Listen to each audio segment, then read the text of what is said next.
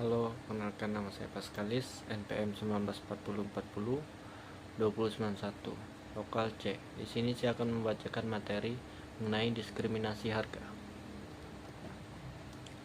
Strategi diskriminasi harga adalah suatu strategi makroekonomi yang banyak sekali diterapkan oleh para produsen. Dalam strategi diskriminasi harga ini, suatu produk dijual dengan harga yang berbeda dan pasar yang berbeda.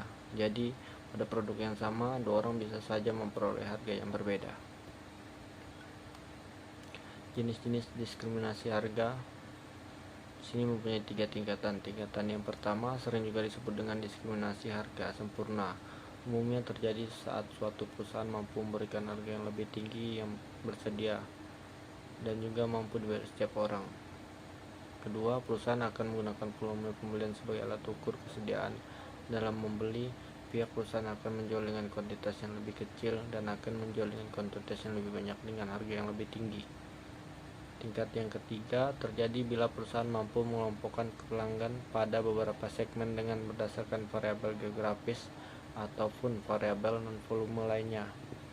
Lalu perusahaan pun akan membebankan harga yang lebih tinggi pada suatu kelompok pelanggan dan membebankan harga yang lebih rendah pada kelompok lainnya. Keuntungan diskriminasi harga di sini mempunyai 4. Yang pertama, peningkatan pendapatan, peningkatan layanan konsumen, memberikan keuntungan pada konsumen, mengelola permintaan konsumen. Adapun kerugian diskriminasi harga yang pertama, surplus konsumen, biaya administratif, ketidakadilan bagi konsumen, harga terlalu tinggi untuk beberapa orang. Penerapan diskriminasi harga. Pertama, industri transportasi. Seluruh jenis transportasi saat ini, mulai dari transportasi darat, laut, hingga udara, menerapkan tarif harga yang berbeda-beda. Perbedaan harga ini didasarkan berbagai hal seperti kelas, waktu berangkat, sampai dengan usia.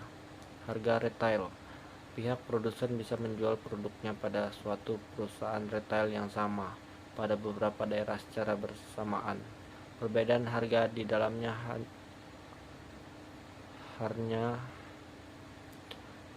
harganya berdasarkan beberapa banyak jumlah produk yang dibeli oleh masyarakat di daerah tersebut. Kupon. Memberikan kupon adalah cara produsen agar bisa membedakan konsumen mana yang lebih sensitif pada harga dan mana yang tidak. Harga premium. Harga premium yang ditetapkan pada suatu produk artinya produsen mengeluarkan biaya marginal yang lebih tinggi untuk produk tersebut daripada produk lainnya. Penerapan harga seperti ini akan memberikan keuntungan secara tidak langsung kepada produsen, yakni konsumen yang bersedia untuk membeli produk premium dan rela mengeluarkan uang yang lebih banyak. Keberhasilan diskriminasi harga. Strategi ini dikatakan berhasil saat perusahaan mampu mencegah pengiriman barang dari pasar yang lebih murah ke pasar yang lebih mahal, atau menghindari penjualan kembali dari individu yang membeli produk lebih murah pada yang lebih mahal. Maka dari itu, biaya transportasi memiliki peran yang penting. Tingginya biaya transportasi akan mengurangi keuntungan yang didapatkan dari penjualan kembali berbagai barang yang mendukung keberhasilan diskriminasi harga. Untuk itu, jangan heran bila praktik diskriminasi ini lebih berhasil ditetapkan pada pasar yang asing yang berbeda karena melibatkan jarak tempuh, sehingga akan meningkatkan biaya transportasi. Sekian dari saya, kurang dan lebihnya mohon dimaafkan. Semoga bermanfaat. Terima kasih.